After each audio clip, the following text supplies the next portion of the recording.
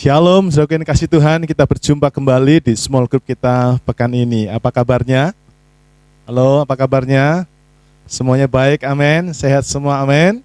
Ya, kita bersyukur kalau kita pada kesempatan ini kita masih diberikan kesempatan oleh Tuhan untuk kita ada di small group ini dan kita bisa menikmati fellowship yang indah, amin.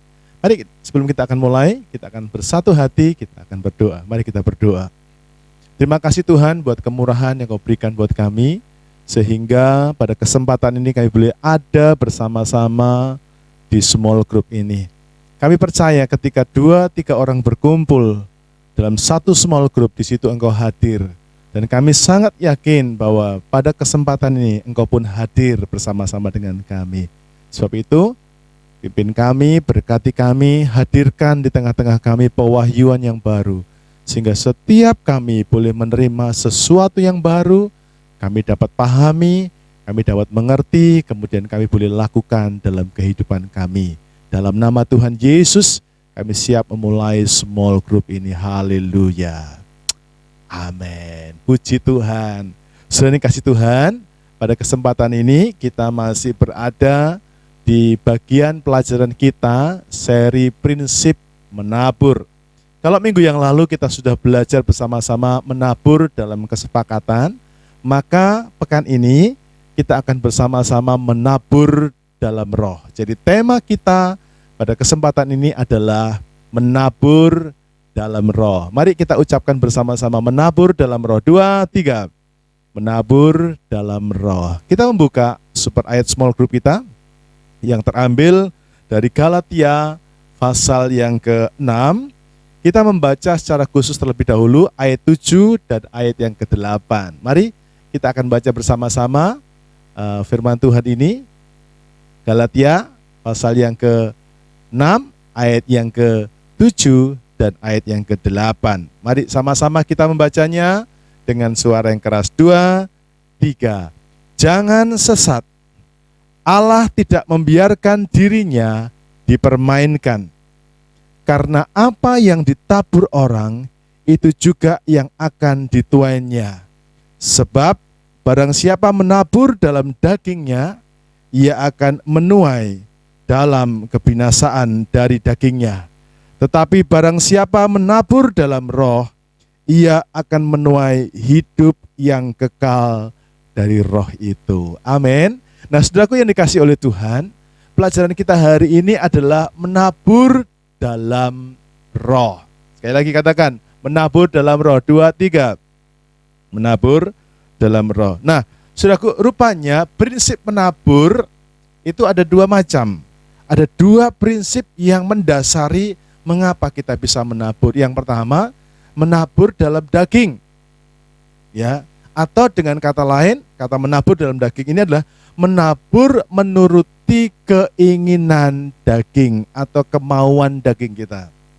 Dan yang kedua, menabur dalam roh, yaitu menabur menurut kehendak atau menurut keinginan daripada roh. Nah, sayangnya jujur kita boleh lihat ada banyak orang lebih suka memilih menuruti keinginan daging. Mereka menabur menuruti keinginan daging. Tentu kita bertanya, kenapa demikian? Kecenderungan manusia menabur dalam daging karena begini, karena yang daging atau yang jasmani ini kelihatan. Sedangkan yang roh tidak kelihatan. Itu sebabnya buah daripada daging ini cepat sekali kelihatan. Ya, buah daripada daging itu instan. Anda bisa lihat, Anda bisa terima. Ya, tetapi itu semua yang berasal dari daging, ingatlah, itu sementara. Amin. Kalau Anda dan saya menabur dalam daging, maka engkau menabur yang buah dan tuainya itu sementara dan tidak kekal. Tetapi kalau saudara menabur dalam roh, Alkitab tadi berkata, maka engkau akan menuai dalam kehidupan yang kekal. Nah, ini taburan ini sedikit berbeda, saudaraku, dari taburan-taburan yang sering kali kita pahami atau ada dalam benak kita. Nah, sebelum kita masuk lebih dalam, saya ingin menyampaikan kembali apa yang kita bisa taburkan. Nah, Seringkali berbicara mengenai menabur, dan menabur, kita selalu berkonotasi kalau menabur itu selalu berbicara tentang uang. Menabur itu bukan hanya bicara tentang uang, tapi menabur ini bicara juga tentang kehidupan. Dalam hal apa kita menabur, saudaraku? Kita membuka sama-sama di dalam Galatia pasal yang kelima. Galatia 5 ayat yang ke-19. Sama-sama kita baca ya. 2, 3. Perbuatan daging telah nyata, yaitu percabulan, kecemaran, hawa nafsu, penyembahan berhala, sihir, perseteruan, perselisihan, iri hati, amarah, kepentingan diri sendiri, percideraan, roh pemecah, kedengkian, kemabukan, pesta pora, dan sebagainya. Terhadap semuanya itu, kuperingatkan kamu seperti yang telah kubuat dahulu, bahwa barang siapa melakukan hal-hal yang demikian, ia tidak akan mendapat bagian dalam kerajaan Allah. Berikutnya ayat yang ke-22 sampai dengan ayat yang ke-23. 2, 3. Tetapi buah roh ialah kasih, sukacita, damai sejahtera, kesabaran, kemurahan, kebaikan, kesetiaan, kelemah lembutan, dan penguasaan diri. Tidak ada hukum yang menentang hal-hal itu. Saudaraku yang dikasih Tuhan, kita bisa menabur dalam roh, kita juga bisa menabur dalam daging. Nah, kalau kita menabur dalam daging, apa yang terjadi, saudaraku? Yang terjadi dalam taburan kita adalah kita akan menimbulkan percideraan, kita akan menimbulkan amarah, kita menaburkan kebencian, kita menaburkan iri hati, kita menaburkan, itu taburan daging. Oh, nangkep ya kira-kira di sini ya. Jadi ternyata selama ini kalau kita marah sama orang, itu kita menabur. Ya, kalau kita benci sama orang, itu menabur. Ya. Nah, sebaliknya kita juga bisa menabur dalam hal apa? Dalam roh. Apa yang kita taburkan? Kita menabur kasih. Kita menaburkan sukacita. Kita menaburkan kesabaran. Kita menaburkan kemurahan. Kita menaburkan kebaikan. Kita menaburkan kesetiaan, kita menaburkan kelemah lembutan, kita menaburkan penguasaan, itu taburan. Dan saya percaya setiap taburan-taburan itu, engkau pasti akan bisa menghasilkan buah. Firman ini berkata, tetapi buah roh. Sudah tahu buah? Buah itu dipetik dari mana? Dari pohon. Pohon itu dipetik dari mana? Dari benih yang ditanam. Amin. Demikian juga Bapak Ibu Saudaraku, mari keluarga Alpha Center dimanapun engkau berada, renungkan ini baik-baik. Kita harus menabur di dalam roh. Katakan sama-sama, saya harus menabur di dalam roh. 2, 3. Saya harus menabur dalam roh. Karena apa yang kau tabur, itu pasti akan engkau tuai. Amin. Nah, berikutnya saudaraku, dalam konteks ini, apa yang mesti kita tabur? Ayat 9 kita akan baca sama-sama. 2, 3. Janganlah kita jemu-jemu berbuat baik, karena apabila sudah datang waktunya, kita akan menuai jika kita tidak menjadi lemah. Jadi perintah daripada firman Tuhan ini, dalam hal apa kita bisa menabur? Taburlah perbuatan baik. Ya, tunjukkanlah, bagikanlah, selalu lakukanlah hal-hal yang baik. Ya, perbuatan baik. Kita mesti menabur dalam perbuatan baik. Nah, perbuatan baik ini tidak akan pernah bisa ya ditabur dalam daging. Daging kita tidak suka yang baik. Daging kita ini suka sesuatu yang tidak baik.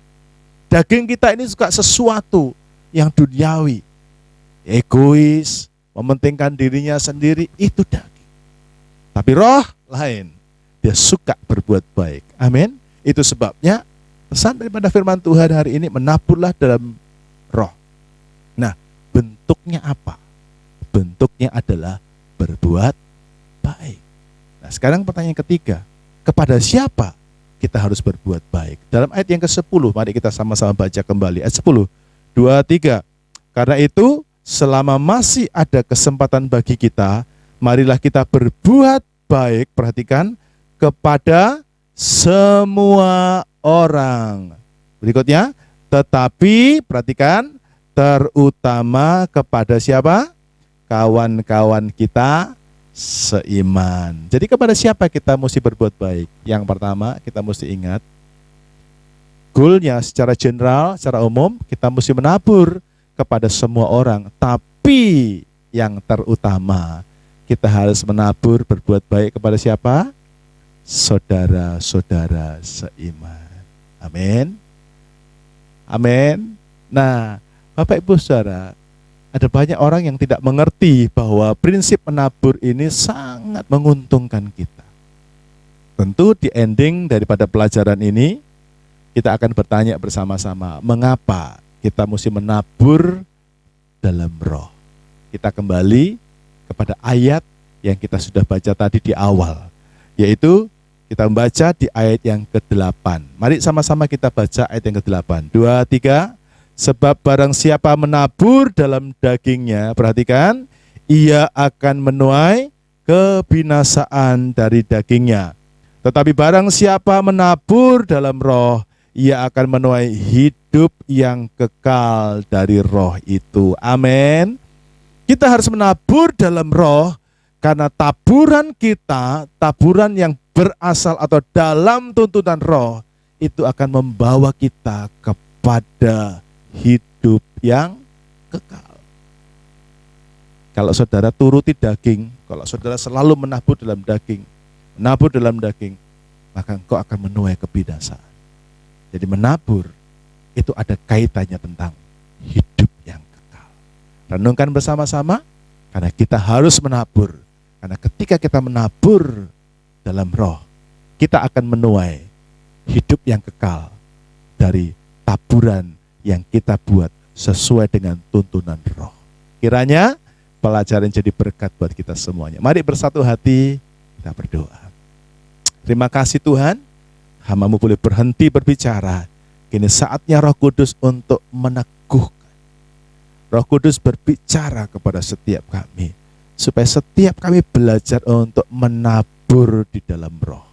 Karena ketika kami menabur dalam roh, di situ kami sedang membawa hidup kami untuk menuju kepada kehidupan yang kekal. Berbicara kepada setiap kami lewat sharing ini, dan kami pasti akan diberkati. Demi nama Tuhan Yesus, ayo berdoa. Haleluya. Amin. Puji Tuhan. Sekarang kita ada di poin di mana kita akan sharing dan kita berbagi sama-sama. Pertanyaannya sederhana kali ini, apa berkat yang saudara dapatkan dari materi kita hari ini? Mari sharingkan, dan kami tunggu berkat yang saudara bisa bagikan melalui small group kita malam ini. Itu saja, sampai jumpa, Tuhan berkati, shalom.